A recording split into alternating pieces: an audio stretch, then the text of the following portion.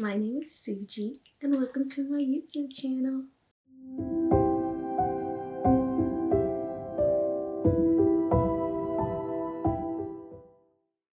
I'm super excited to talk to you about what I read this month in April. So, we're gonna go open up my reading journal because I don't remember anything really. The only book I remember reading was Crescent City, so no shocker there because that was like a 5-star read for me. So, I'm gonna open up my reading journal and we're gonna go see, well, first of all, how many books I read, and then which books were my favorite and what each book was about. So I participated in the Magical Readathon, which is hosted by, I believe her name is G, and I will tag her account, her YouTube account, so you can go check it out. She created this whole magical universe, which you choose a character and you go into the world, like this school, and you participate in different, like, what you got, majors. And it's 2 semesters. It's April, and I believe it was August, but I think she moved it to September, so I'm not sure if it's going to be September next year. But either way, April is the spring equinox, and I chose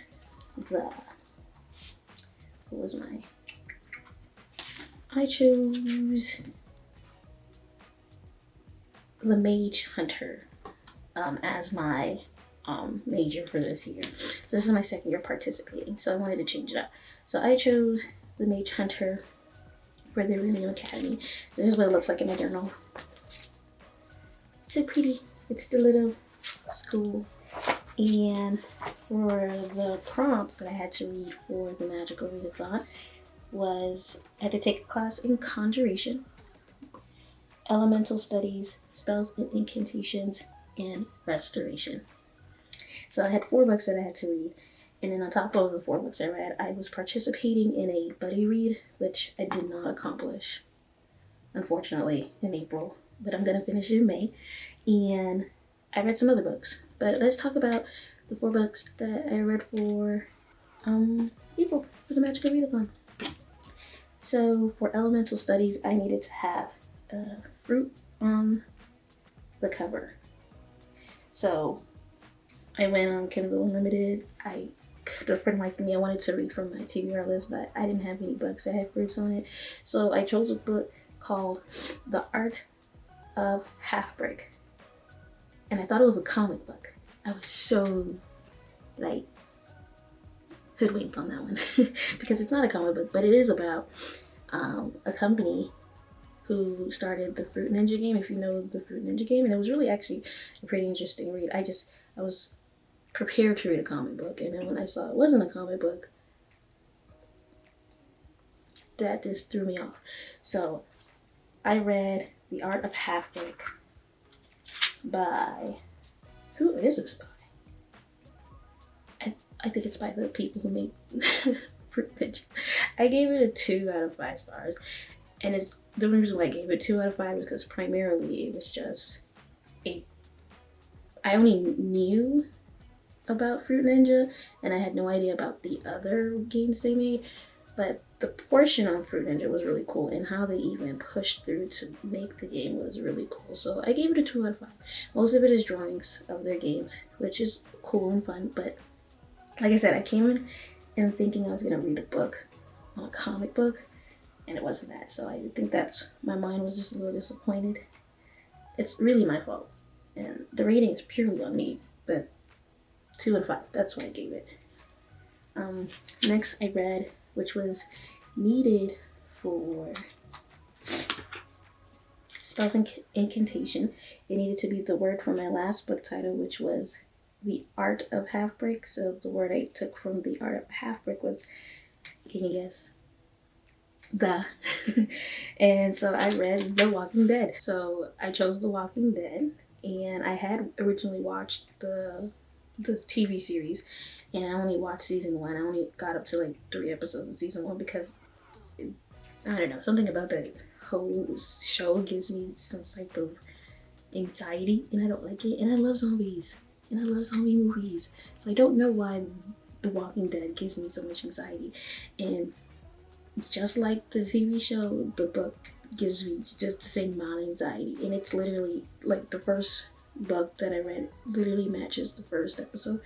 Well, from what I remember. So I think that was really good. And so I enjoyed it.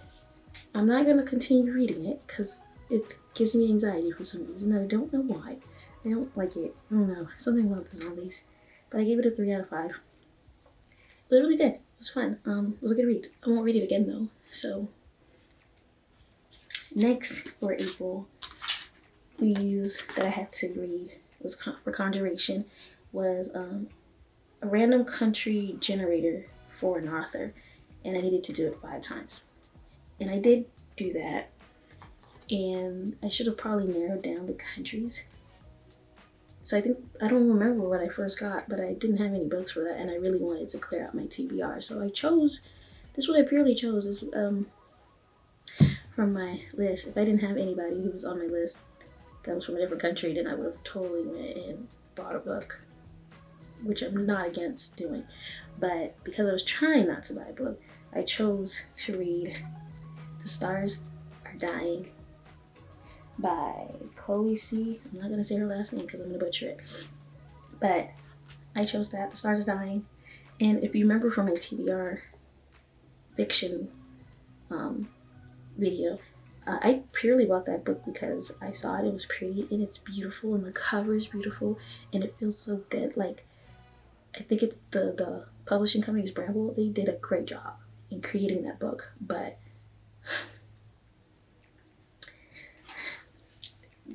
you know when they say don't judge a book by a cover? It's a beautiful cover, but the story. So I gave The Stars Are Dying. This is so sad. I believe I gave it. I'm trying to find it. And it was the last book I read of the month because I was struggling to get through it. I gave it a 2 out of 5. It's such a pretty book though. And I'm so sad I had to give it a 2 out of 5. It's nothing with the author. Maybe it is the author. Maybe it's me. So here's my issues. The story felt super choppy. So I don't know if it's her writing. I don't know. She's Scottish, so I don't think it's an English thing. But it just felt really choppy. I felt like I was in one scene and then I would read and not feel like I was in that scene again. And so that was really confusing. It's also made it hard for me to continue reading. And then the character, do not like the female main character. And I think while I understand a part of it is her helplessness, like that is who she is and that is who she is on, like that's how she was created to be. And I'm assuming in the second book she'll no longer be using her helplessness as much. It was just a lot. And it was the whole book. And up to the end, it just felt very, like she was a very helpless character. So that was what the author was trying to get across. Kudos. Good for you. But it was horrible to read. The main male character didn't like much either. Was really confused too about him. Towards the end he made sense because he started killing people that needed to be killed, and the female main character was like trying not to have him kill these people. But I'm like, they kind of deserved it. I'm not even mad. I'm not mad with the villain. I'm just not. Y'all had me on the villain side, even though he was annoying. They were all annoying. All the characters were annoying. The only people who weren't annoying was the supporting characters, and they weren't even the main characters of the book. And I barely even got to read them, and I wish I did because they were the more interesting part of the book. So yeah, I gave it a 2 out of 5. I'm not looking forward to reading the second book. I did buy it, so I eventually will read it. I'm just not motivated to read it, and so it has gone to the absolute bottom of my list of like getting it done. But they're so pretty, and I'm looking at them right now, and they're really pretty on my bookcase. It's just unfortunately it's not an interesting read, and I wish it was. It took too long to get interesting. I think about 30 chapters in, that's when it got even remotely interesting, and then I was still pushing to continue reading the rest of the story, and I feel like reading should be fun. But I'm glad I finished it, because then I gave it a fair chance, because I don't like to DNF. I don't. So next, for the Magical Readathon, I had to read a book for Restoration, a book with a 4-star average rating. Thank God it was a 4-star average rating, because I wanted to read Crescent City so badly, and I was trying to figure out how I was going to implement that in the Magical Readathon, and it's definitely 4 stars and more, on Goodreads at least. And I am so glad I read it. It was the best book out of the entire month. I'm also biased because I love Sarah J. Maas, so I would read anything she writes, literally. And so reading Crescent City was that was the best part of April, literally. So if you're not familiar with Sarah J. Maas's universe, Crescent City is just another world. It's and it's in the world of Luneltheon. Did I say that right? I can't speak English right. But anyway, it's in a world called Luneltheon, and we get the characters Bryce and Hunt and Rune and a whole bunch of other people. And just as soon as we, just in good old Sarah J fashion model, the way she does things, we get an immediate death that I was not prepared for. I was so not prepared for it. It just came out of nowhere. Like, ma'am, you gotta give me, like, let me breathe. Which is funny because in The Stars Are Dying, we also get a death in there, but I wasn't attached to that person. Like, this person meant nothing to me in The Stars Are Dying. And for some reason, in Crescent City, the first book, the person who dies also in the beginning of that book, that death hurt me so much in so many ways, because I believe, like, the way the character held on to that death throughout that book, the way that Bryce held on to it, it made me feel super sad and sorry for Bryce, and I think that's what Chloe was trying to do in The Stars Are Dying, like have us feel the same sadness and attachment that the character had. It just wasn't written well, and it could have been good. Like, don't get me wrong, I know I'm supposed to be talking about Crescent City, but don't get me wrong, The Stars Are Dying has a great concept. It just needs to be rewritten better. That's just my opinion, though. Great concept. Just, we need to do it again. I'm still confused on the world. But anyway, back to Crescent City. Yeah, I love Bryce. I know there's not a lot of people who do. And to be fair, I've only read the first book, so she could be absolutely annoying in book 2 and 3. But I loved her in the first one. I love that she's different from Aileen and Farah and Nesta and all the other girls. I like that it's more modern, so I can relate. Not that I'm a party girl like Bryce, but it just felt more modern. To be the underestimated girl, to be the person that people don't think is capable. I love her. And I love Hunt, and I love, like, while Hunt is the type to be like the follow the rules type, he's not really. So he's not a Kale, thank God. I don't think I can handle another version of Kale. And there might be another one, because there's always one in reality, like in real life. And if you're a Kale, I'm so sorry, but like, And in my baby's room, I just love their storyline with, the brother and sister thing. Oh, he just wanted to be in a relationship with his sister, and that was the cutest thing ever. And that just made me love him more. I hope I fall in love with him in the second book and the third. That's my baby. That's one of my book boyfriends now. And so those were the 4 books that I read for the Magical Readathon. The other books that I read, I think it was only 2 more. I'm shocked that I was even able to get 2 more in, to be honest. So the other book that I read was called Is It That Obvious by Dacia Renee Williams. I hope I pronounced her name right. That was a good book. I gave that a 3 out of 5. I saw a TikTok on it, and it seemed good. It seemed cute. I was like, ooh, little black girl on the cover. And of course, I love reading books that, show me my type by people. Why not? It's just nice to see that representation. So I gave that a 3 out of 5. And the only reason why I gave it a 3 out of 5 is because, well, it's a quick read. It's a romance story, but it was, and it's written when COVID happened, so you're literally stuck in four walls, like they're stuck in the four walls, and so it was just the same scene written different times over and over again, so there wasn't a lot of variety. And it was cute. It was just a short, cute read. It was definitely a book I enjoyed.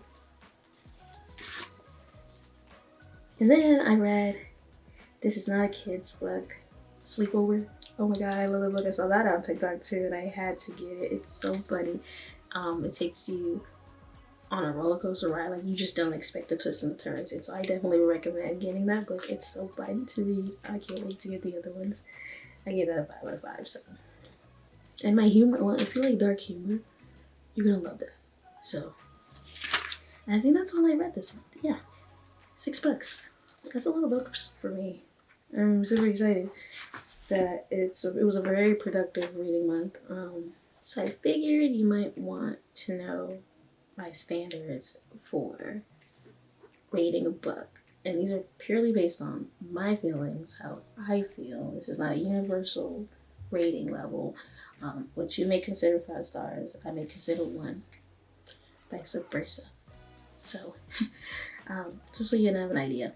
So 1 star for me is I did not DNF, but I should have. I stomached through it, though. So you get 1 star for that. 2 stars is I finished it willingly and will not read it again, but I finished it willingly. 3 is it was okay. I won't read again, but I did like it. 4 stars. 4 stars is just like, okay, now we're getting somewhere. I loved it. It was enjoyable. I enjoyed the story and the characters. 4 stars. 4 stars. And then 5 stars. 5 is that this book has ruined me and altered my brain chemistry, and I freaking love it, and I would definitely reread it again. 5 stars, I will definitely pick you up back in the future and read you, because that's how good it was. That's how good it was.